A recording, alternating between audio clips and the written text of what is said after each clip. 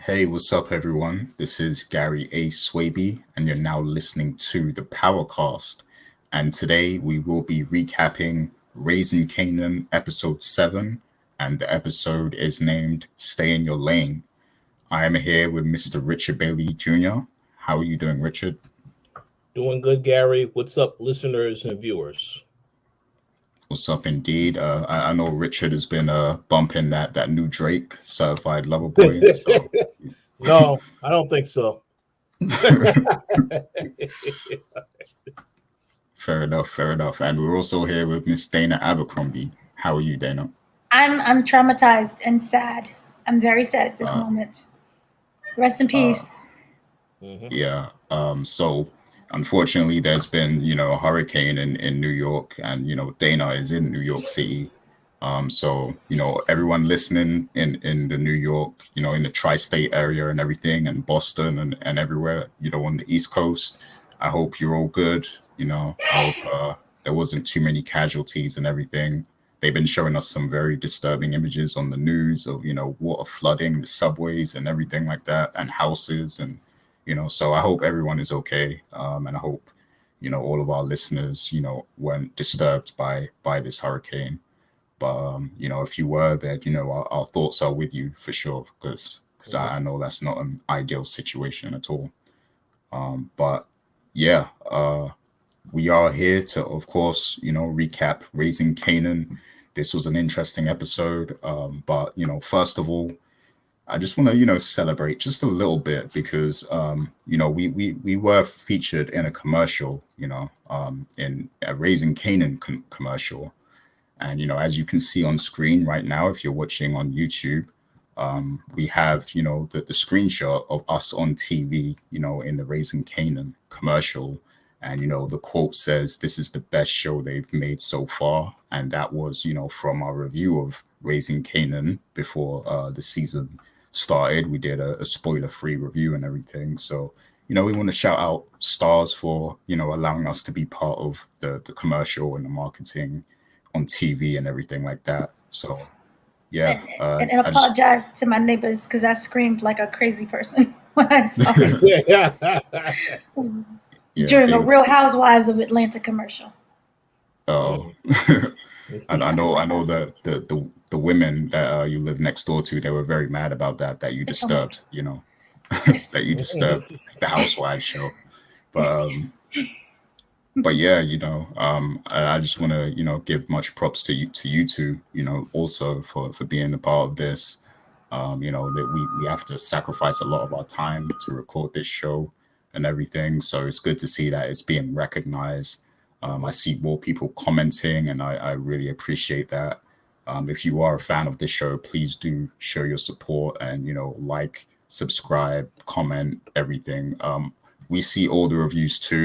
Even the people who leave reviews on different platforms, we see that too.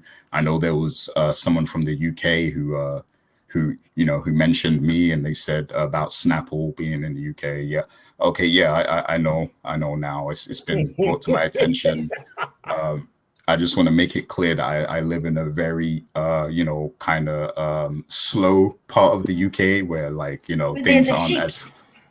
things aren't as fast paced as they are in the London area. I am close to London and I go there frequently, but I actually live outside, so I don't have access to all the good stuff, like everyone else does in who lives in cities and things of that nature. But yeah, thank you for that comment. Anyway, we greatly appreciate it.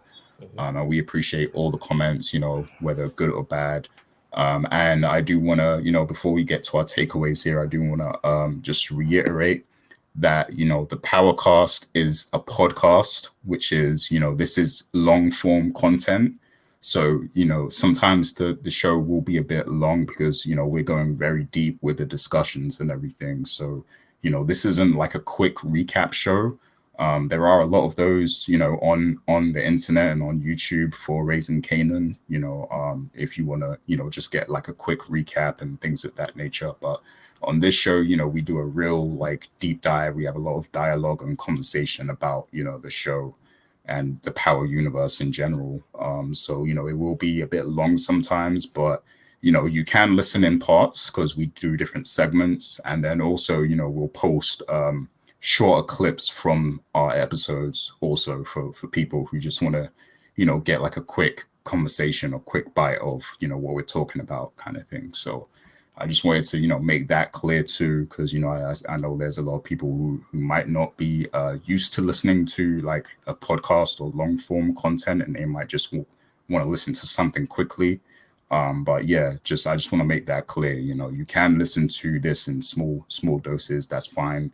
Or you can wait for the little clips that we post. So however you want to listen to it, that's fine. Just making that clear, because there are also a lot of people who do enjoy the longer form content. So, it's good that we can make those people happy too. But yeah, so just a bit of house cleaning there. But we are going to get straight into our takeaways now. And Dana was actually just watching the episode right before we started recording, so it's very fresh in her mind. So I am going to start with her with the takeaways this week. So what are your takeaways from this episode, Dana? Very quickly, we have Raquel is getting weak. She's getting soft.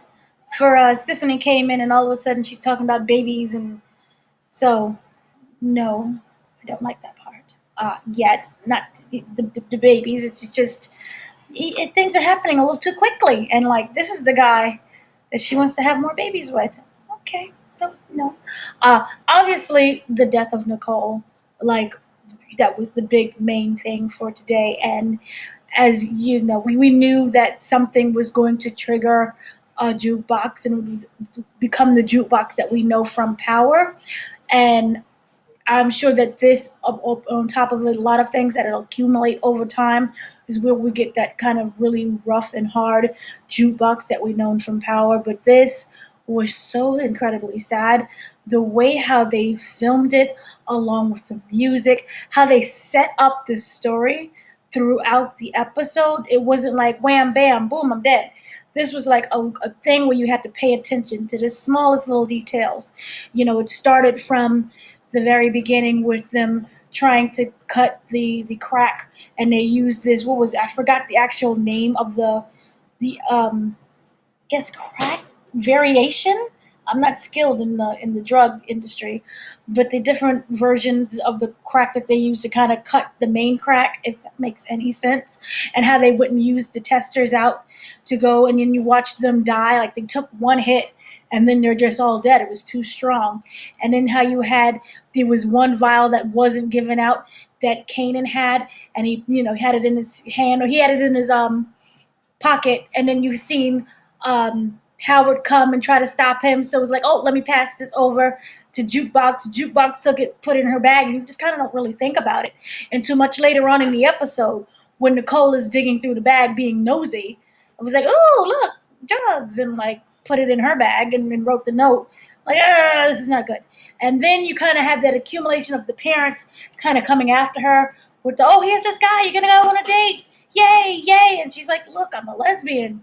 No, you're just confused, that kind of thing. And the frustration from her mom, the dad is just still oblivious to everything, and how she just went and smoked it. And you're like, I was like screaming at the TV, no, stop, don't do it. And then it was like a moment where she was interrupted, where I was like, yes, she's not going to die. But then she did it anyway. And so that whole sequence was just very beautiful, very sad. Then you had the ending with the song that they played on top of it. So very good for that. Then you have the part with Joey, Unique, his character, Unique. And you have, what was it, Lulu? Right? Not Marvin, it was Lulu. Lulu going over there, and it was a diner that they're at. And that diner is basically it's the Switzerland of the diners. You just don't mess with that. That's the neutral ground. They call it the DMZ. So it's neutral territory. And how, the guy knew that was him who tried to murder, that they tried to murder him. I'm not saying that backwards. So that scene was really, that stuck out there. Marvin, I believe, was it Lulu or Marvin that did the shooting? Was a terrible shot, to the point where, like, I just don't understand how bad you are. Like, that was just really bad. With the part where, like, literally you can kill someone, they're standing right here, point blank range, and you still miss. And you have one of those, like, I don't know, Uzis kind of guns, and that was just really pitiful there. And also, one of the other sequences that I really loved was when Symphony and um, Raquel got back together, but it wasn't through just them talking. It was through Kanan who kind of brought them in together, which you kind of see that he's realizing this is a good guy. He's good for my mom. We have the approval. It took a couple episodes, but you got the approval. And now he's like, look, bringing him back to the fold. And they had that nice little dinner together. And how when they went and parted, and Kanan went off with Davina.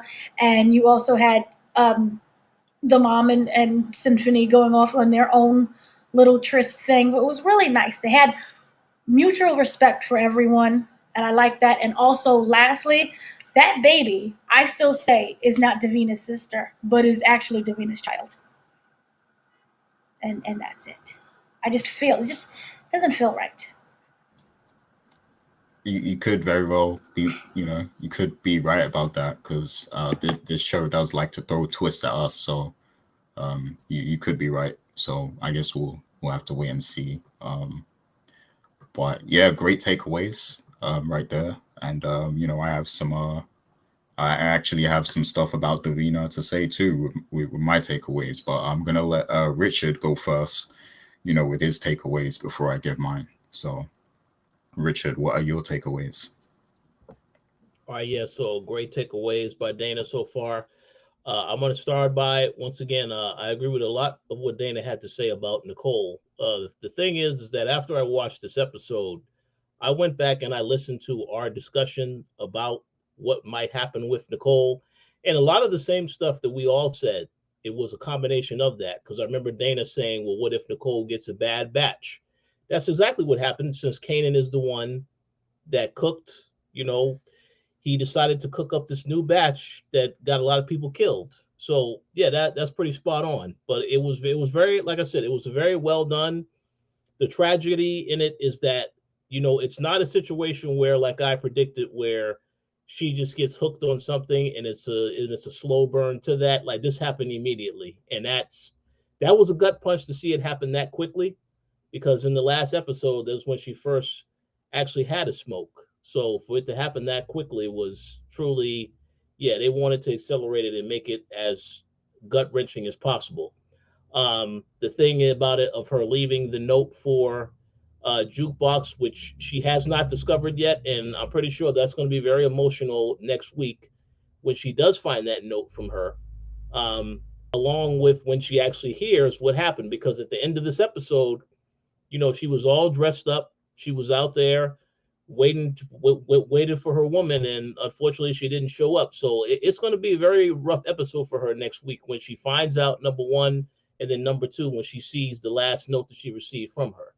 But I have to say, the thing about it is, the point that really hit home is that, a lot of times we come across friends, families, we hang out with them just like it's any other day, and then you don't know if that person could be gone the next day. So they really hit that home, because if you think about the last conversation they had when they was, at the park getting ready to go get dressed up, it's like it was just like a regular conversation. And they said, oh, yeah, I'll see you later on tonight, stuff like that. But it just, like, to see that it didn't actually play out that way, very sad, very tragic. So definitely looking forward to seeing what happens next week. And that is going to be rough to watch, Jukebox response. But I'm very curious to see where the character goes from here, because we know that she obviously is going to start the spiral in terms of some of the things that are happening within her life. So we'll see about that. So now, on a lighter note, and I'm going to have to say this, Gary, I know Dana has already said it, but I spoke with you about this as well, Gary.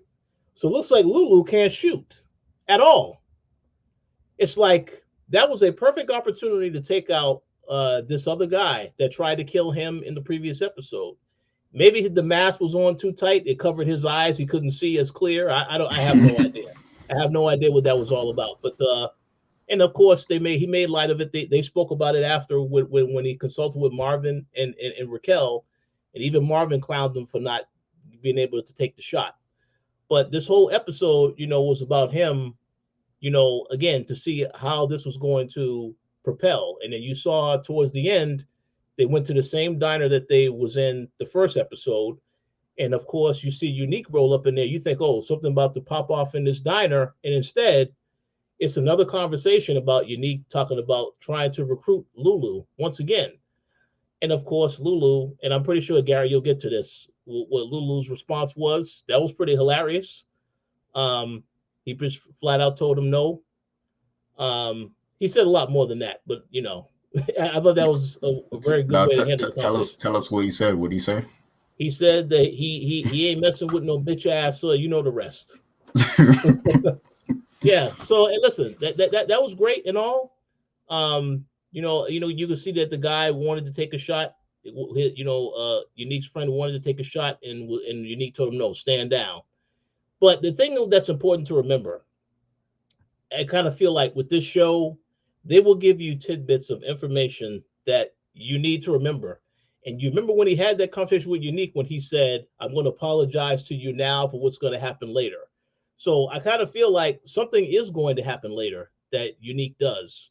Whether or not he, attempts to kill Raquel or any other characters, or they actually succeed in actually shooting somebody, that was the warning shot. And I'm very curious to see what that is, because up to this point, we saw that Unique has been just playing it cool.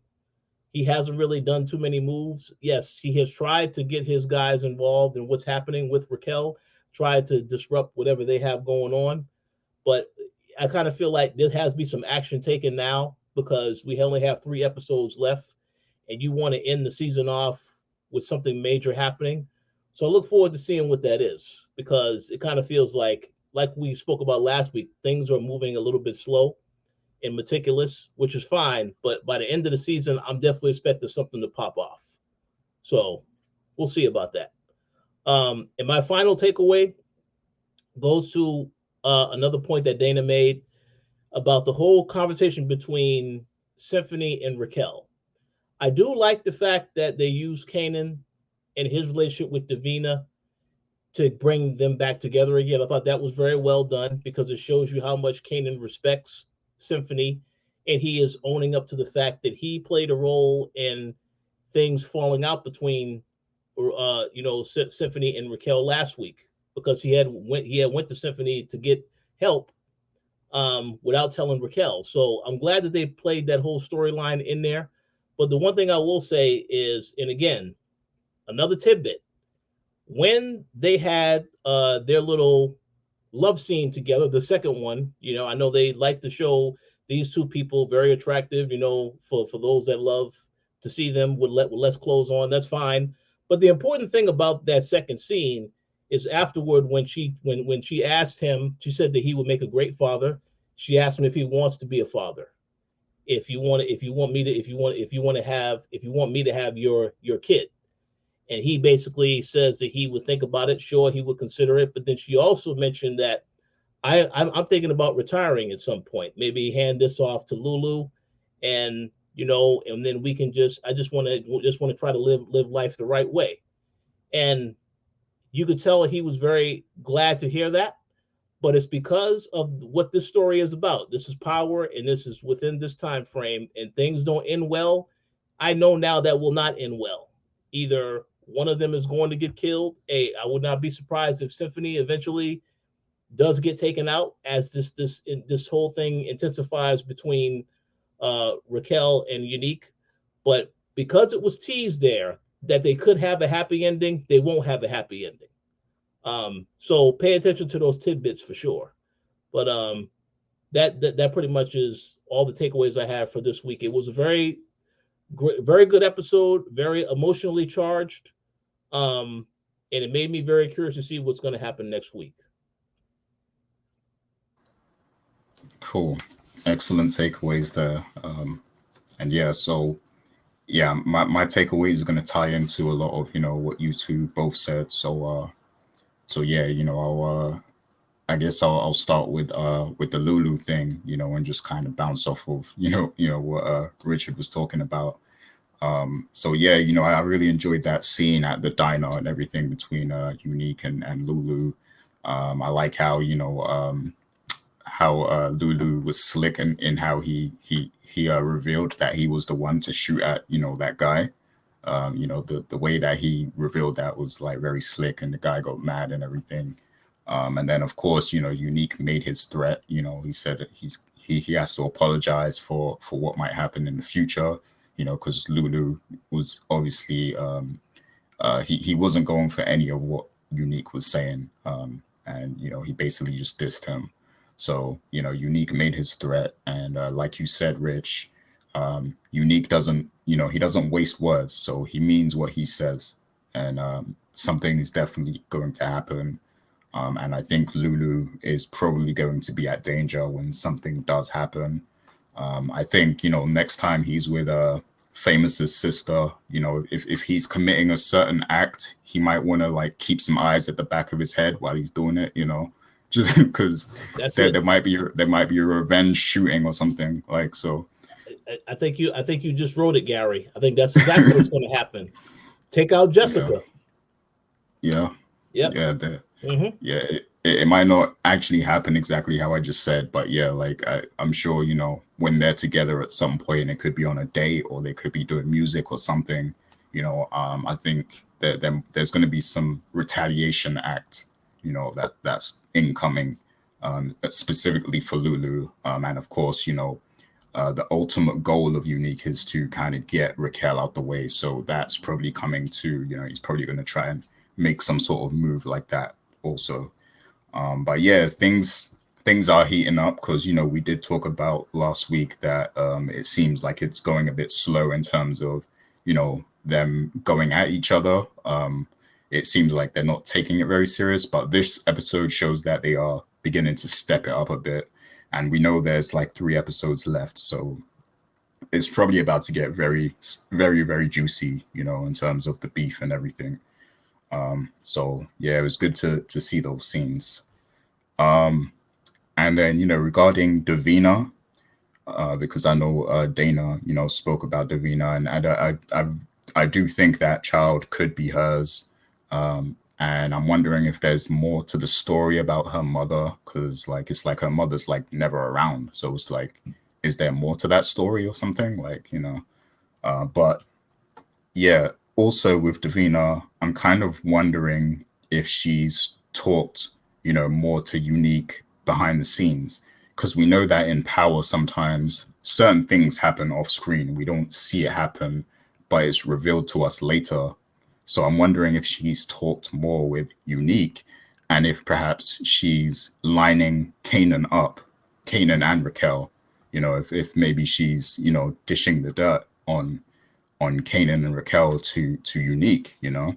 And I think because of Famous's lyrics and everything, I think she kind of has gathered that Kanan probably did have something to do with what's his name's death. You know, I forgot the name of that character that died earlier, but yeah, I think But 21 Buck bucks. 20. Yeah, Buck. Yeah, there you go. Yeah, so I think she's kind of maybe putting 2 and 2 together now, and I know Unique actually kind of tried to plant that seed in her as well and tell her that, you know, Kanan had something to do with it. So I think she maybe believes it now, and she could be working with Unique. But what was you going to say, Dana? Well, remember during the scene remember when she had got her child handed off to her by her neighbor, and Kanan was like, "Hey, can I go upstairs with you? You know, you have to put the sister to sleep." Mm-hmm. And he was like, and all of a sudden she shut that down and was like, Mm-hmm. no. And this was after the conversation that she was like, you know, I listened to Infamous song, and he was saying things that matched up to what could have happened with Bala 20. And she was putting 2 to 2 together. And then all of a sudden, you know, he had that conversation with her that was like, oh, you know, people make up things all the time, you know, everybody does it. But she was like, no, certain things don't make sense. And I think in that moment, she put the 2 and 2 together and was like, well, you know information, you're friends with him, but you're telling me that maybe it's not him, maybe it could be you. And that's when she shut him going inside down, because before they was all huggy, kissy, lovey-dovey on the stoop. So, and I think within that conversation that had happened, that she just was like, no. Yeah, yeah, yeah. It could be a. Yeah, I think that could be the case for sure. It could have like clicked for her in that moment, in particular. But I do think also, she I think Unique has kind of reached out to her. There's a possibility at least that behind the scenes there's something at work here. And then also I'm wondering if it's ever going to click for Kanan that she was the one that gave up the spot. Um, but it might not click because he seems really into her, so he might, it might not actually click for him until maybe the deception actually happens. Like, so we'll see what happens. But it's definitely getting interesting, especially the fact they had the whole double date with Raquel and Symphony. Like that aspect of it was very interesting to see. And like you said, Dana, that's how Raquel and Symphony got back talking to each other because of that double date. So that was pretty cool to see, like, and just to know that Kanan now trusts Symphony, especially after he helped him out, with Howard and everything. So that was cool. Um, and so yeah, we have a scene where Howard tells Kanan to ask his mother about him.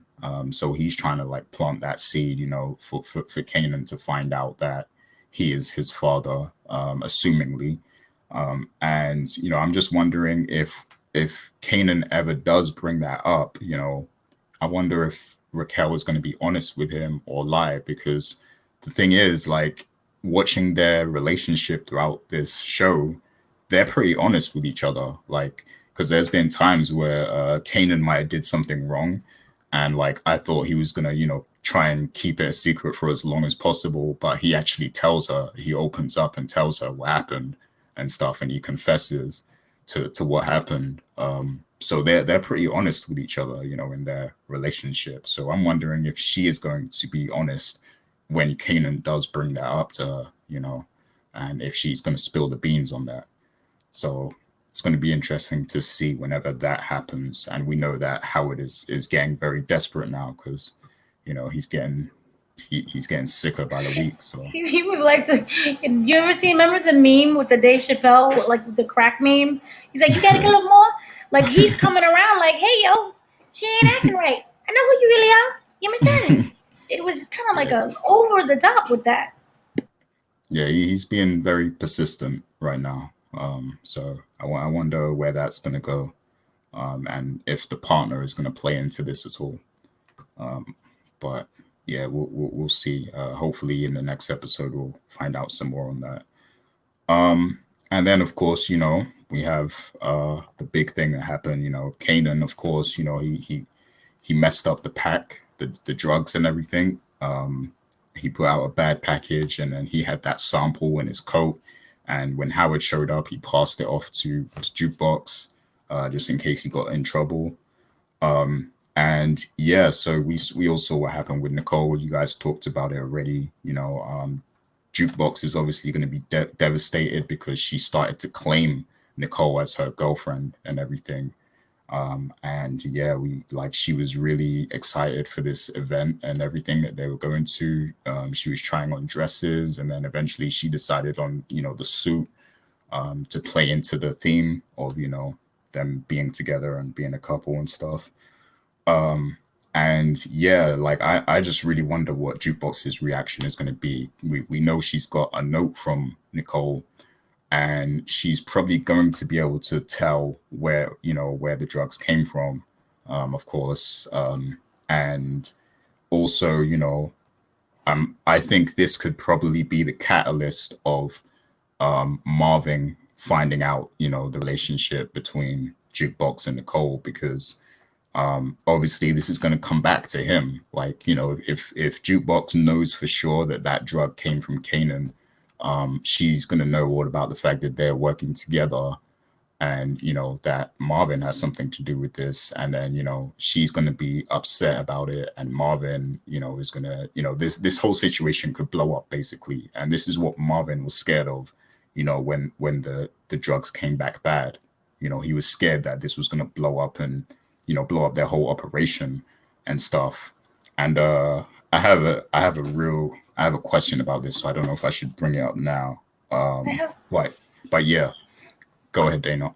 One of the things that I forgot to mention from that scene, which is the fact that Kanan, when he found out that the batch was back, remember they took him to that crack house thing where the 2 dead bodies were, and he was like, "There's like 15 or 12 more where that came from." His immediate reaction wasn't like, "Oh snap, I screwed up." It was that, but it was also, we have to tell someone, we have to get it off the streets, and that was really rare. Because so far we've seen kind of like that psychopathic, like we know later on he's a psychopath, but we kind of saw that rare moment of him having a conscience and being like, "Oh, I did something wrong. We have to stop this. We have to keep people from dying." And, they kind of, it made sense. Like, what are we going to do? Like, how are we going to do that? They're probably dead already. But I thought that was really rare, and I thought it was really important that they put that in there to see, this is not the Kanan that we know. This is the Kanan who still has that empathy, who is very apologetic of what he did. He recognizes what he did, and he's trying to actually still save lives. And I feel that this also is going to be the catalyst. We know in the power future that Jukebox and Kanan, they're very distant. And it kind of, when we first saw it, we assumed that they was like, the 3rd or the 4th cousin. Yeah, that's old Pookie cousin over there. You don't really pay much attention to her. But from this, we know how close they were. And we knew the fact that, Kanan knows that she is gay and just doesn't really care. So we kind of knew that they had that relationship. I think she is going to be able to pull it together because he was the one who technically, even though it was a quick little thing, he was the one who gave it to her. And no, he's not technically responsible for her death, but that whole transaction situation, she's able to trace back to this came from Kanan. And in that moment, remember how sympathetic and sad that he was? Oh, we have to tell somebody? I think that's when we'll probably see, this guilt. He might still have this guilt-ridden Kanan when he finds out that that was the drug that killed Nicole. And he saw, he knows that she was happy because he told her to go in the house to change. So he knows what he did and how that will impact Jukebox. So maybe he will have guilt for that. We'll know later on that's not the case, but that I think is how we're going to see the fracture of their relationship. And my thing is, Jukebox is going to know that it came from Kanan, obviously. What is she going to do to retaliate against him? Yeah. And maybe this is the catalyst for her being a cop. Yes, she becomes corrupt, but maybe this can be like, "Oh, I'm a cop so I can stop people like Kanan who kills Nicole." In the overall metaphorical, the drug dealer who kills the people who take the drugs.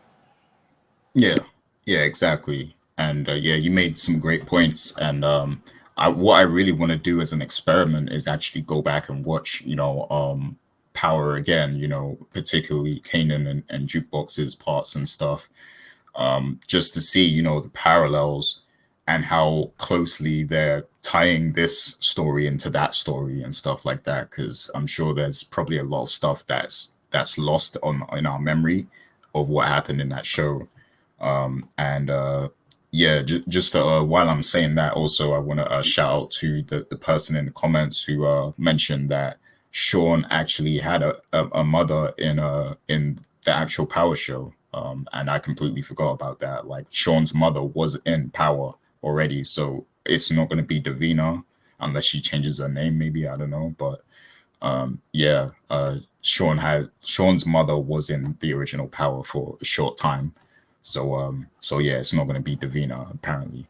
But, and anyone who does do a retrospective, it is season 3 and 4 where we see Jukebox. Yeah, season 3 and 4. Yeah. I actually rewatched like the whole Power last year when lockdown first started, just because there was nothing to do at that point. So I watched the whole thing, but I might watch it again just because it's one of my favorite shows. So I've watched The Wire at least like 10 times. So so that's my takeaways. I really want to get to the questions because I have like a real juicy question now that ties into what we were just talking about. Let's open up the questions segment right now, and I'm gonna get straight into that question. So there's a scene in this episode where, you know, Lulu, Raquel, and Marvin are all talking together, kind of strategizing and things. And Lulu actually tells Raquel that Unique is expanding and he has a crew at the gas station, you know, on Van Wyck, on the highway. And Marvin says he don't know anything about that, knowing full well that that's his crew, that's his secret operation. So yeah, and of course this might be about to blow up now with the death of Nicole, because, you know, once Jukebox makes that connection, she's going to go crazy, most likely, and she, you know, she might blow up this whole situation, so that Raquel finds out and Lulu finds out. So I want to ask you guys, do you think this is going to be something that we see in the next episode, and what's going to happen to Marvin, you know, when Raquel does find out about this secret operation, and also that Kanan is involved in it? So, like, you know, let me know what you foresee happening with that. So I'm going to go to you first, Richard. That's a good question. Well,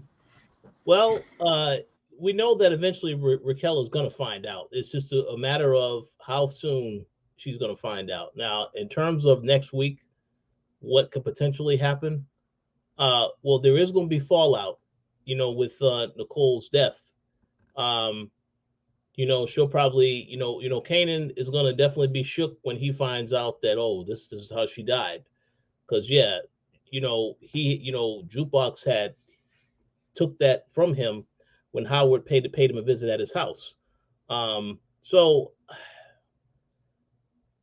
I kind of feel like, well, I don't know how fast it's going to happen, going based off of how fast they've been to progress the storyline from one episode to the next. I definitely could see Raquel finding out. She could find out next week about all of this. But the thing is that, you know, it has layers to it. It's not just finding out about it and then finding out that Kanan is also involved as well. She knows that she already had to warn Marvin about Kanan, about, you know, you're not going to have Kanan. You're not going to be doing anything with my son. So because of that, you know, I kind of feel like she is going to be suspicious and think that he definitely is still working with Marvin. But yeah, it's hard for me to tell exactly what's going to happen. But what I do know is that when she finds out, Marvin's in trouble. One thing that I have also noticed with this particular show, you noticed it last week and then you noticed it this week, where both Lou and Marvin have had certain instances where they feel as though they're not really respected in their current roles.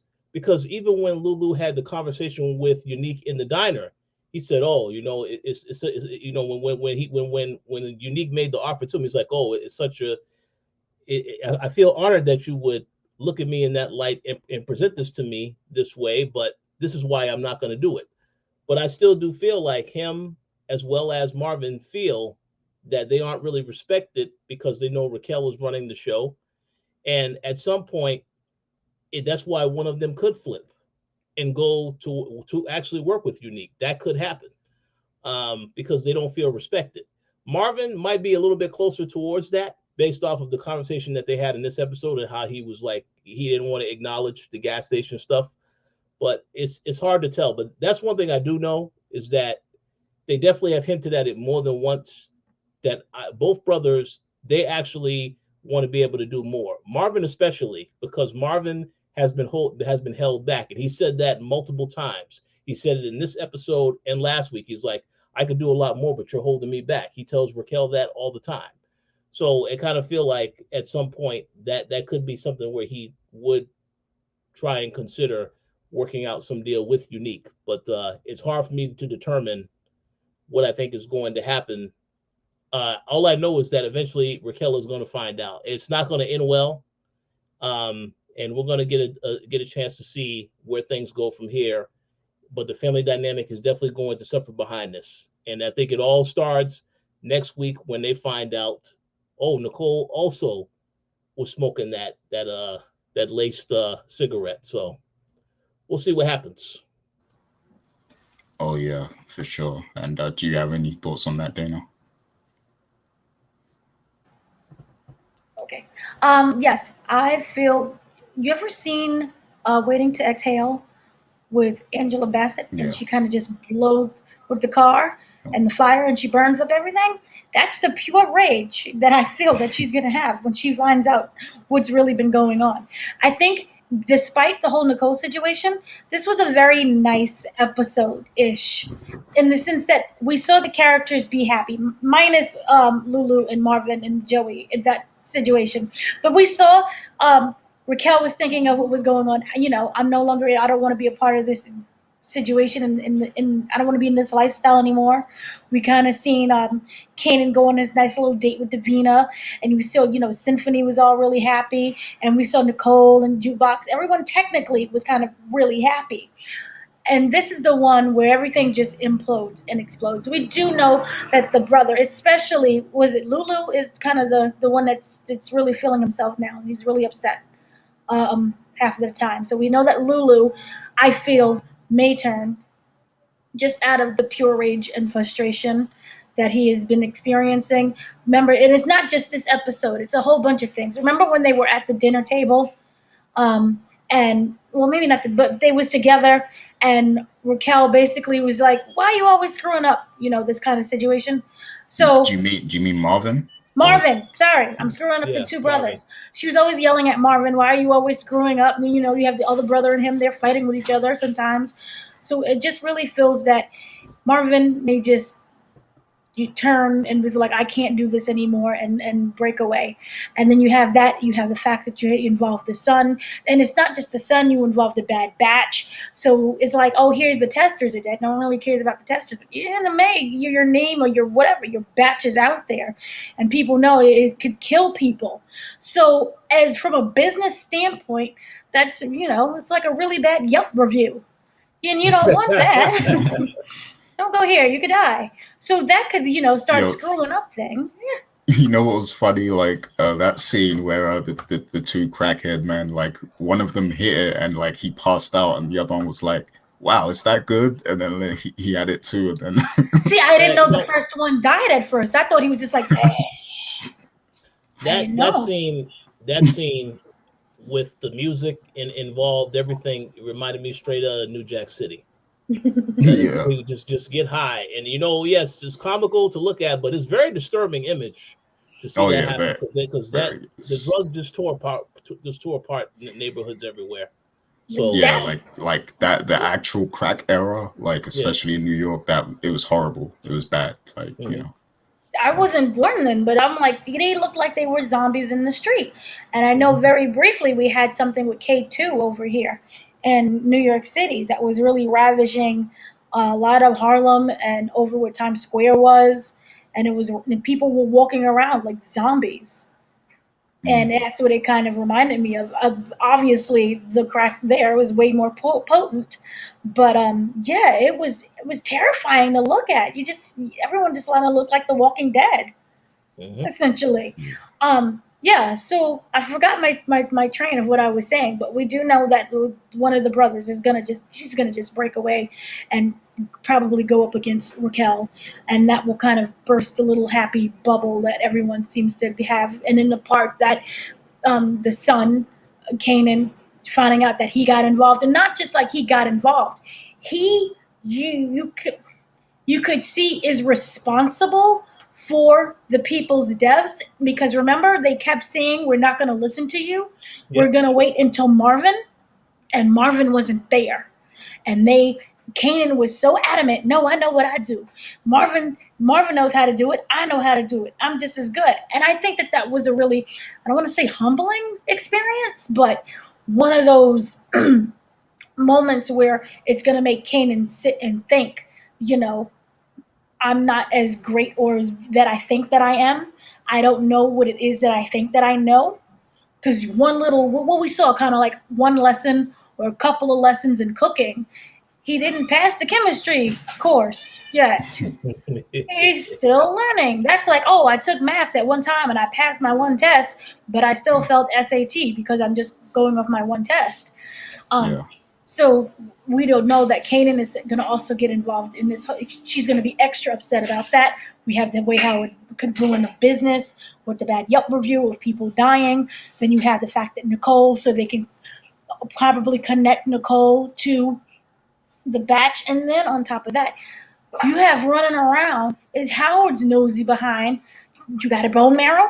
Can I borrow? So you know he's gonna still be interjected in their lives. And remember at that end speech, at the very end, when she was adamant, you leave that man alone, you don't talk to him. When sometimes a parent is so adamant that way, yes, we do know that he's willing to do whatever it takes for him and his mom, but there could also push it towards curiosity. Like, why so much do you not want me to talk to this man? You know, and he's running around looking like this, keep talking around the house. So I just wonder if this is going to just, everything is going to just implode at once. But we have 3 more episodes. It's going to be, I think, moving very quickly. And there's going to be a lot of relationships breaking apart. And we're going to just see a lot of end things. It's going to be sad. I see a fracture of the family and of the business. And Kanan still having a piece of guilt. So he's going to be kind of upset about that too. And then, it's going to be a lot of things. And then we also know on top of that Jukebox get thrown out the house by Marvin is her father. So yeah. That's I just want to say real quick before you continue, Gary or Dana. That's the irony of the situation with Jukebox is that she kept trying to avoid being around her dad because he would ask so many questions. And it's just a crazy dynamic that the operation he is involved with, that Kanan messed up the batch, is what killed Nicole. So that's very good writing. There's a lot of secrets that are going to be revealed at some point. And one thing that we also want to mention is that we also remember that Jukebox saw when Lulu picked up D-Wiz and was with D-Wiz right before he died. So I'm wondering if that's going to come out at some point, because we found out about that early in the season and it hasn't been brought up again since. So we'll see if that happens in the next 3 episodes. Oh, she's running to Davina. Look, she's girlfriendless. She's going to be homeless. We know this. This is a fact from the other power. So what more does she have to lose? And at that young, what is she, 15 so far? And at that young age, you think that Nicole is your everything. And it's very tragic, no matter the age itself. And to know that your own family member had something to do with the death of your loved one, that's tragic. But you're 15, so those hormones are like extra strong. So, the real damage with that will be if Jukebox tells Kanan, about the fact that she saw Lulu, taking D-Wiz out. Because then Kanan will be mad that she'll like, I think Kanan will instantly know that the order came from his mother, probably, or if not, then he's going to talk to Lulu about it or something to find out why, and then he might be able to guess from that conversation. So I mean, this could go in so many ways. There's so many secrets. There's so many underhanded things at play here. Like this could get very messy. And, this leads into, my answer to this question of, what's going to happen here. I think a lot of what you guys said, that could very well be the case. And I do think that once all of this mess gets out and, there's this kind of rift in the family where everybody's kind of mad at each other, Raquel's mad at Marvin, Kanan might be mad at Raquel, and, Jukebox mad at Kanan, all these different things. Once, there's all that chaos, this opens up a door for Unique to do something very terrible, he could really do some bad things with this discourse, with this chaos in the family. So it's going to be very interesting to see, how all of that plays out.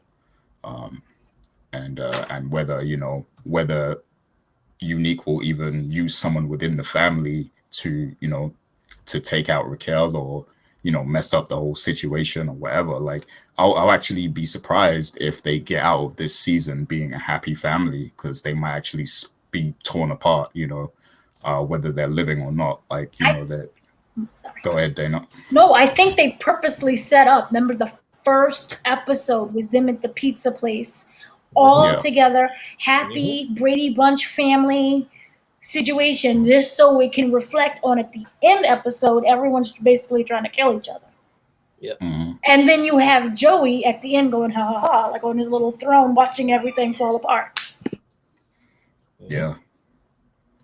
Yeah, that could be the case, and even if maybe it doesn't get to the point where they're trying to kill each other, but maybe there is a separation of some sorts where they're all split up and doing their own thing, and then, you know, maybe it takes some work and some tragic events for them to kind of get back together, maybe in season 2 or something. So, you know, who knows? Like, there's so many different ways they can play this. So, I'm just excited to see what, you know, how it's gonna unfold.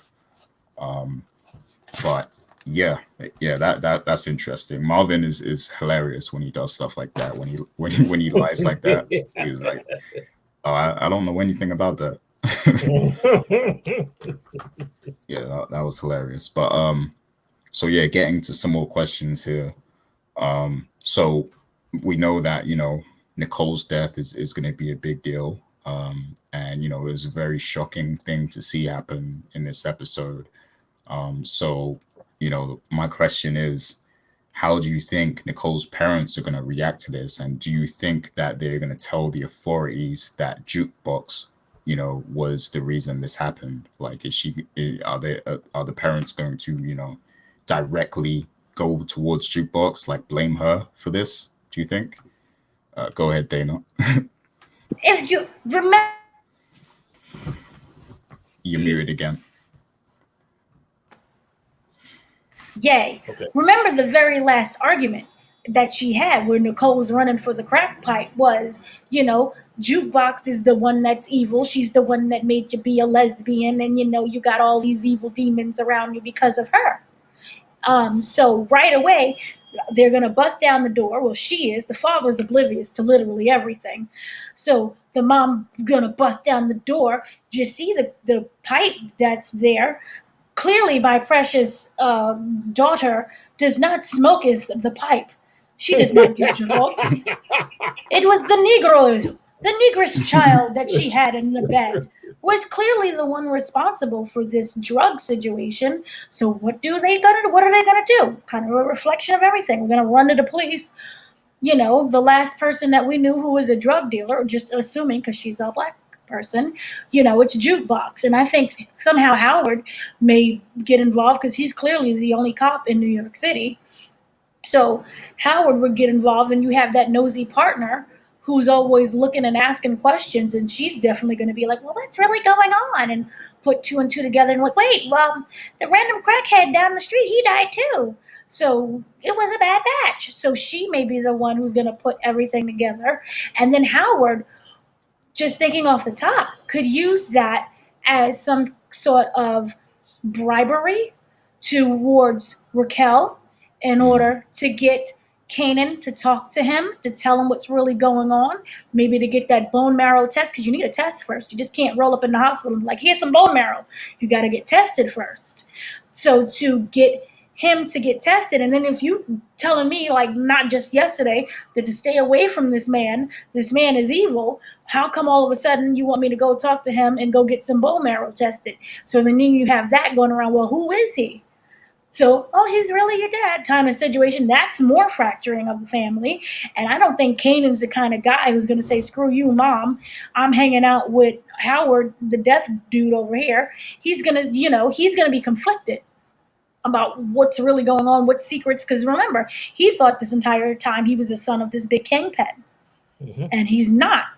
And then he's also a teenager. So you got more emotions on top of that, coupled with he killed Nicole. So it's going to just be an outright mess. And then the parents are going to be like, that kind of situation. They're going to be pointing the whole fingers and then probably going after Marvin, since Marvin is technically the parent. And that could cause him to get in trouble as well. All right. Yeah. That's that's an interesting way that you mapped that out. And that would be hilarious to see it unfold like that. You know, Got to see. whiteboards and charts. Oh wow, she got a tablet there, iPad, Wow. everything. Wow. But yeah, that's an interesting point there. Howard could definitely, you know, use that situation as leverage. But what's your thoughts on this, Rich? Well, I like very much how Dana laid that out. In terms of to answer your question, Gary, of what are the parents going to do? Well, yeah, they'll obviously see the crack pipe, but I think once the autopsy comes back, it confirms, oh yeah, this is, you know, I mean, the mother already knows that Jukebox is involved. She just believes that Jukebox is involved because she was there. So it's definitely going to be coming after her. And as for the person who will confront Jukebox about this, it's definitely going to be the female officer that is a partner of Howard, Mm. because they've already introduced the dynamic between those two characters in the last episode. Now, and you know, she didn't want to say nothing to the officer the last time. Now she will have to say something. She's going to be like, "You need to tell me what's going on. You know, I saw these other murders happen.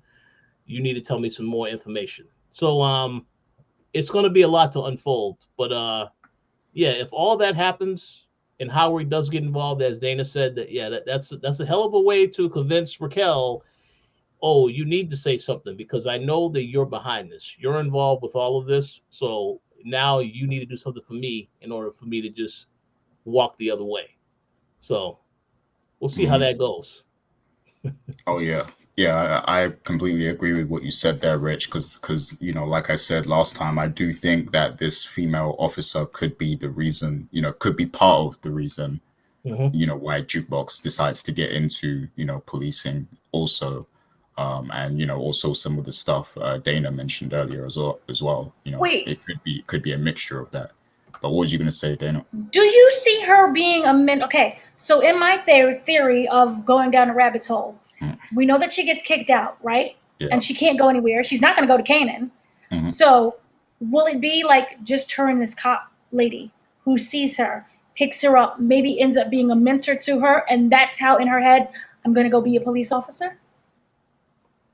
Yeah, it could be like more than that. Like I have a theory, and I don't want to sound bad for making an assumption here. Like it could make me sound bad, but but I feel like that female officer could like girls too. Um, that could be a thing, Yeah. and maybe they relate like that. You know. Oh, oh, oh! I never went there. No, she did say that Nicole was beautiful in the last episode. But I thought it meant like in a nice little hey, you grew up to be Yeah, a really beautiful girl. yeah. Maybe it's not. Maybe she's not. Maybe she doesn't like other women like that. But definitely is an influence.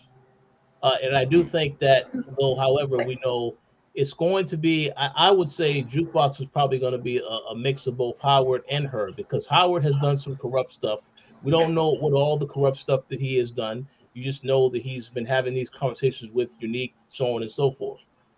But there is going to be some part to her where she may want to, decide that she's going to do right by being a cop, but it's not going to be she's not going to be fully clean as a cop either, because she wasn't in the regular Power series. Yeah. And just to point it out, Jukebox is around 15, and the cop is way older than that. Yeah, So I'm not will Well, saying not I'm have not that saying dynamic. I'm not saying they're it's gonna probably get not. together. It's Oh, I'm not okay. saying they're gonna get together, but like maybe the woman cop likes women, but like she's able to relate to her for Oh, that reason, and as it relate because to okay. yeah, because of course Jukebox is going to be feeling alienated because you know her preference is different from everyone Yeah, else's. So like Mm-hmm. having but someone you know older than her who's living that life could be you know a big influence on her, and then maybe that's how she goes down that path of and you know policing. one thing I do want to add too is that character, the female officer, her storyline is that she's trying to prove that she's a good cop. She's living in the shadows of her father, who was Mm. a much higher authority cop. So she has to like earn her name. This is why it makes sense for her to be the one that becomes a mentor to Jukebox, because she's also trying to prove Mm. that she can hold her own as well, as a police officer. But do you also think that in this mentorship she may end up covering a lot of things for Jukebox? Because Jukebox's hands are not exactly clean. That's that possible. could be, Yeah, that, that's possible. and that would be some great stuff to see, unfold in the next season. That friendship that they might develop. It would be interesting to see how that plays out, because Jukebox is tied into some bad things. So, what position is that going to put her in? The police officer. And then also, if Jukebox does later on decide to, get into policing, I would like to see a progression of, like, at first she tries to take it seriously, but then she starts to get crooked later on, sort of thing. Like, I would like to see, how that plays out. But I don't know how long they're going to do the show, and, how long it will take to get to that point. So didn't 50 say power never ends? he did, yeah, he did 50, say 50 seasons. But there's one problem, Dana. Mm-hmm. If power never ends, then you know what's going to happen. You don't want to hear this. What's that? Ghost and Tommy will appear on this show at some point. Oh yeah, it has to happen. It has to happen. Don't let me get into my conspiracy bags again, because like I'll go down a ghost rabbit hole, like, right here. But no, I'll save that for another. Well, then this is when we finally find out that Kanan is the father to Tariq. Yeah. Everything is answered. Season 10. Yeah, there's a lot of power conspiracy theories here, but yeah, so going back to this, I mean, it's going to be interesting to see the fallout of, this whole Nicole situation, and, what happens next. I do think a big rift is incoming, between all of the main characters. So, I want to see where it goes from there, because a lot of people are gonna not be trusting each other anymore, I think. So yeah. Do have one more question, I think. So I might have two, because another one just came to mind, but we'll see how it goes.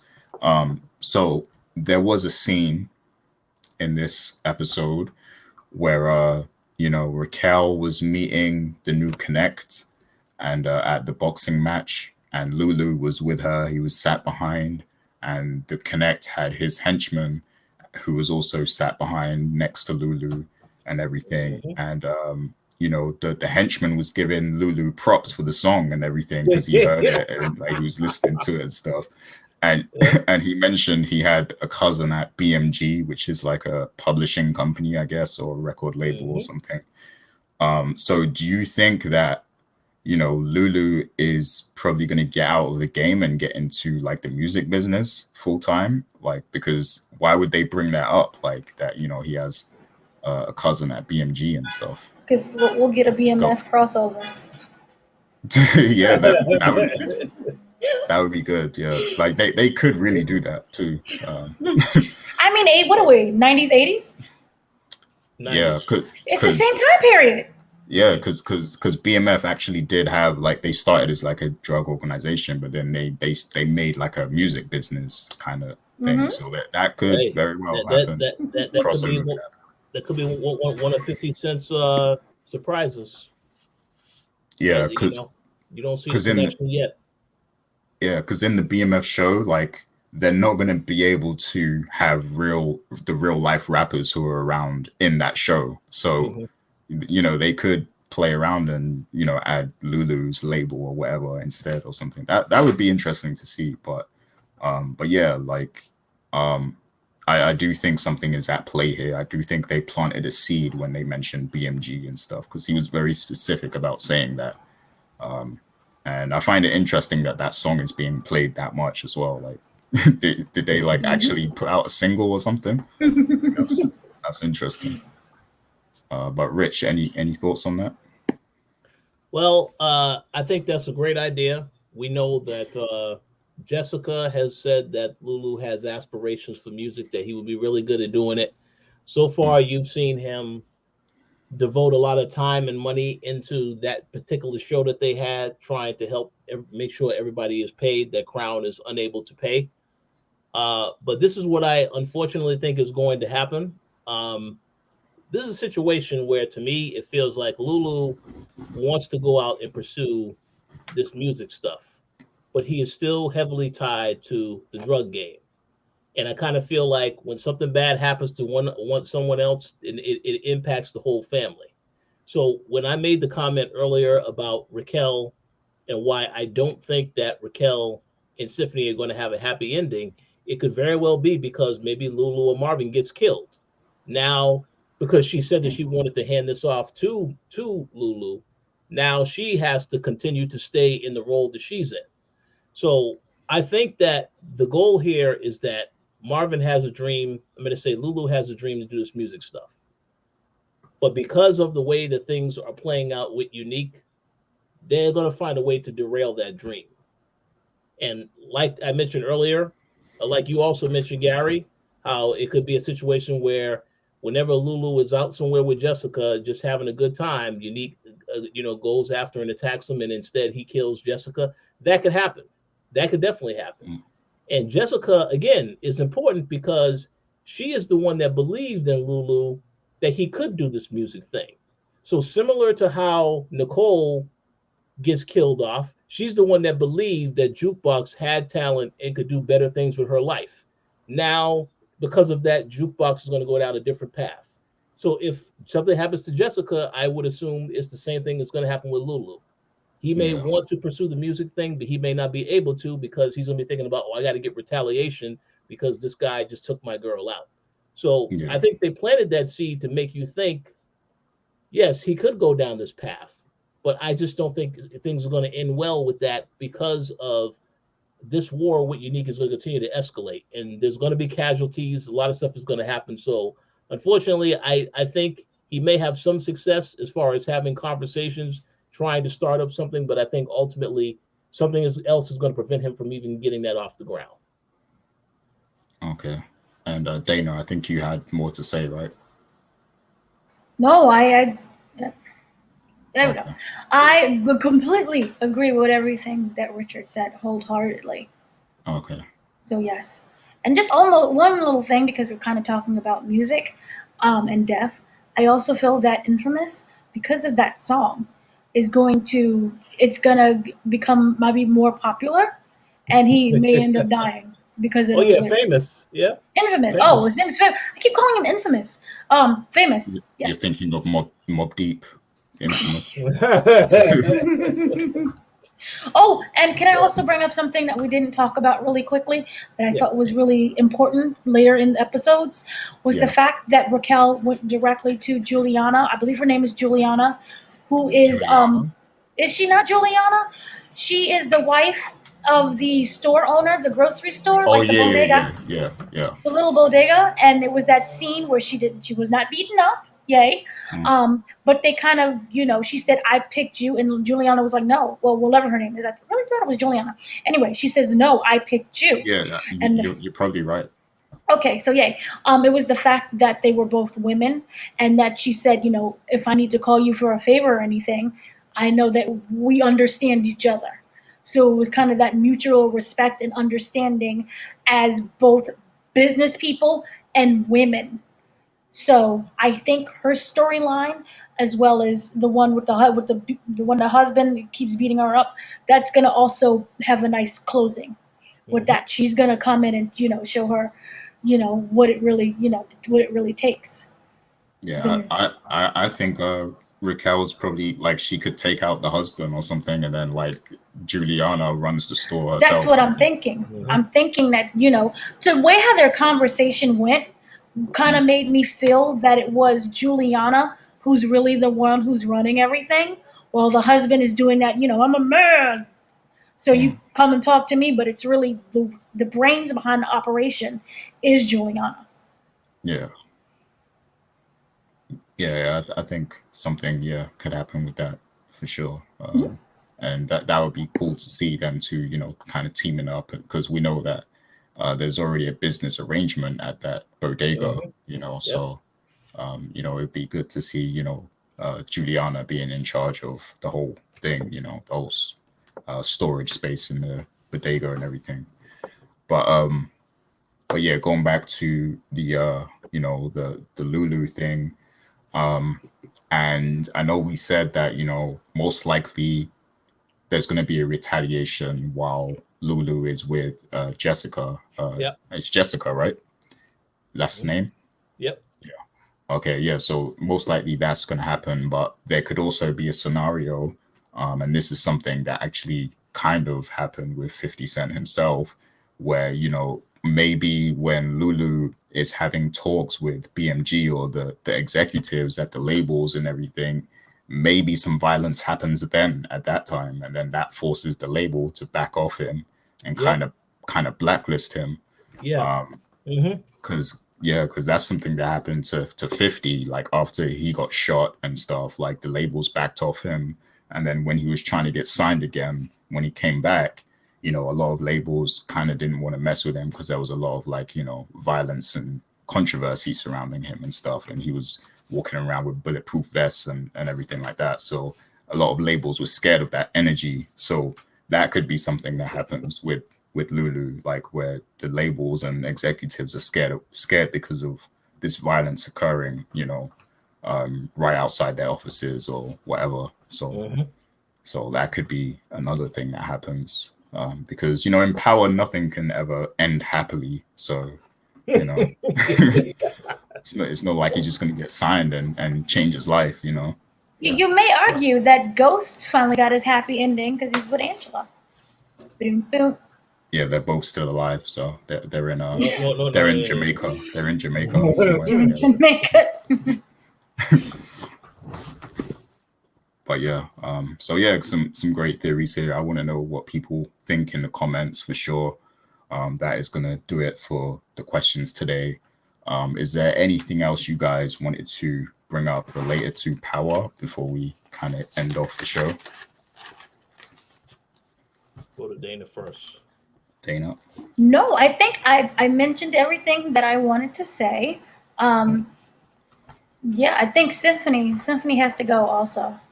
Because he's making her a little weak. She wants babies and she wants out of the game. She wants a life now and happiness. And we're only in season 1, so we know that that's not gonna happen right now. So I wonder if Symphony is going to got, as the children say. And then also he's on another show that's coming up. So we may have he is doing the revival of the game. Remember that TV show that was revived like 5 different times? They're doing it on Paramount Plus, and he's playing a new character. And so I wonder if he will end up. I don't know what the filming schedule is like.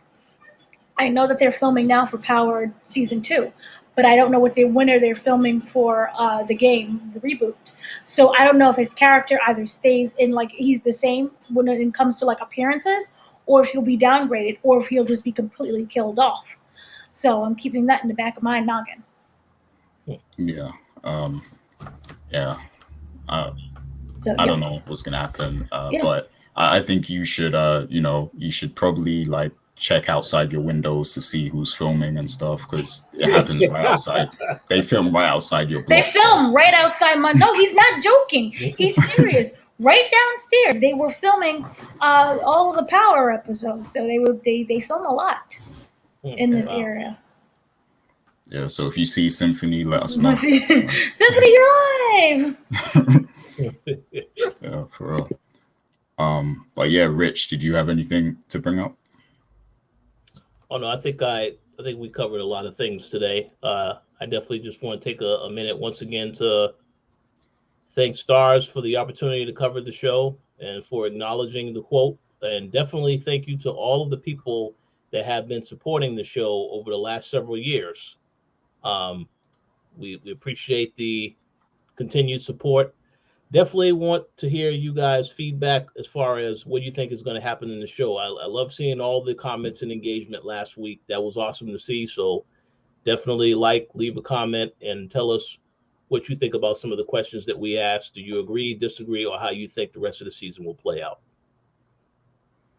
Yeah, we do love the engagement, the banter, the theories, and all the comments about the show and everything. We appreciate all of that because we love talking about the show, as you can tell, and that's the reason why, you know, this runs, you know, quite long sometimes, because, you know, this is what we love. We love doing this. So that is what it is. But so let's get straight into our shout outs. And I just want to shout out, you know, all those people who did leave comments. I think that was like the most comments we've had in a long time in the Powercast video on the YouTube. So, you know, thank you to those people. Also, shouts to Rai1, who was the person who commented on Apple Podcasts. So, you know, big shouts to you. You know, we saw that also, you know, and, you know, you can leave a comment anywhere. You can leave a comment on the website, thecoalition.com. You know, we post the show there. You can hit us on Twitter. All of our Twitter information is at the bottom right there.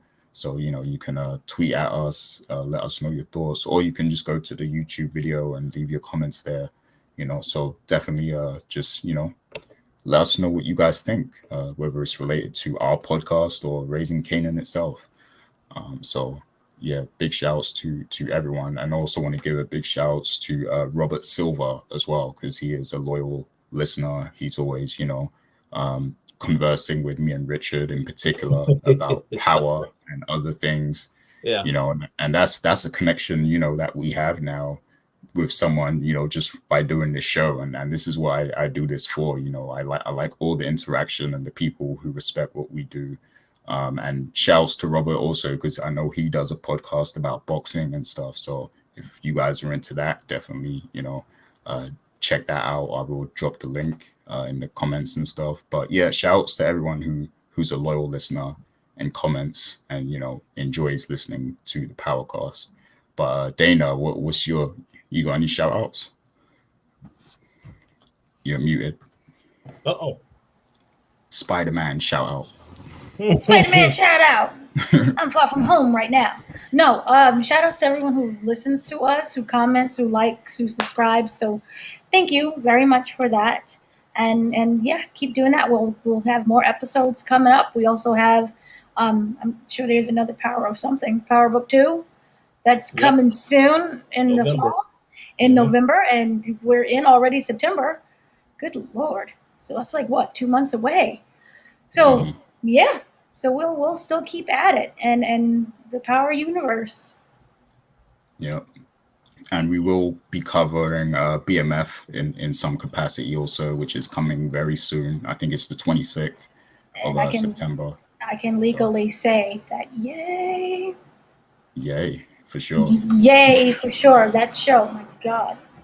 Yeah, very, very, very. Yeah. I won't say anything, but yeah. Richard, do you have any shout outs? Yeah, the shout outs to, once again, all the people that continue to listen and support the show. We appreciate your continued support, and looking forward to covering what happens next week. Indeed. So yeah, that is it for now. Everybody stay safe. You know, there's a lot of things going on out there between the pandemic and environmental stuff that's happening with the weather and everything. So just stay safe, everyone. You know, be careful and think before you go out and everything, you know, because you never know what's going to happen. So take care of yourselves, and we will be back next week for, you know, the recap of episode 8. Until then, have a nice week. Peace out. Peace out.